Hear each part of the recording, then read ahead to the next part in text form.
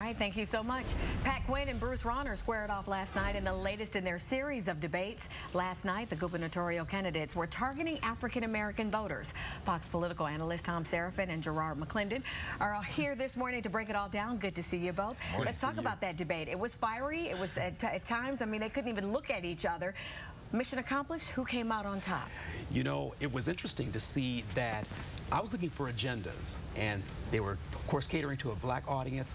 I think that Quinn, of course, was the favorite, but I think that Rauner, the candidate, was a little bit stronger in terms of answering the questions and catering to the black community. Thom? I thought Rauner did a nice job. You know, in order to win election statewide, you need 20% of the Chicago vote if you're a Republican. Jim Thompson set that trend when he was elected governor for 12 years. Bill Brady, 4 years ago, lost the election. He had 19% of the vote. He needed that additional percent. Rauner's fighting for that vote right now, like Jim Edgar did. For 8 years, he got some of the African-American vote. In the Tribune poll, the latest poll, he's only doing 12% of the city of Chicago. He needs to move that needle up to 18, 20%, and he did his best last night. Although Joe Frazier was Pat Quinn. Right. Pat Quinn just stood there and he took the punches and he stayed where he needed to be. Didn't make any mistakes. They wanted him to say he wanted a tax increase. He refused to do that, so you don't see that in the commercials this morning. Tax increase being the big issue last night during the debate, but also because the candidates were trying to appeal to those African American voters. They also talked about unemployment being the worst here in Illinois, being the worst in the country, but in the black community, even worse among African American men. They talked about that. They talked about jobs, and they talked about Rauner's relationship with no African American workers working for his company and how much money he's made. Do you think voters care about all of that at this point? You know, I think voters care about some of the questions that they did not answer last night. I kept a scorecard. The supermajority question of minimum wage.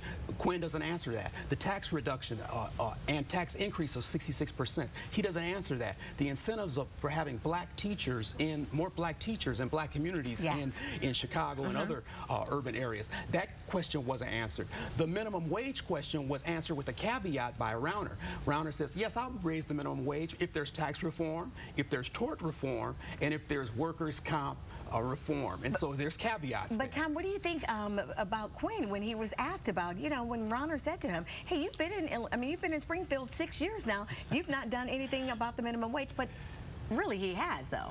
He's raised it twice. He has, and they're going to pass it again in the veto session. There's a referendum on the ballot. The mayor's going to do something about it. The momentum is all there. Minimum wage is going in that particular direction. But remember, this election is about separation. You know, you separate the voters and you get your voters out. So he's got his voters where he needs them, the 99 versus 1%. When you talk about the minimum wage, separating those who have and those who don't have. Pat Quinn, as the Tribune says this morning on their story about the economy, it's all about the economy. Slow ascent as we pull ourselves out of this thing. Rauner would be a little bit faster ascent. They didn't really come down one side or the other. National polls, local polls, the #1 issue is the economy. Republicans have an 11-point advantage there. Should help Rauner. It isn't in Illinois right now. Pat Quinn's ahead by 4 points. All right, Garrard McClendon, Thom Serafin, we're out of time today because of the breaking news coming out of Dallas this morning on Ebola. Love to talk to you, but we'll have you back, okay? Excellent. Thank you so much. It's 7:51 right now. Let's toss to the break. Chicago, good day, Chicago.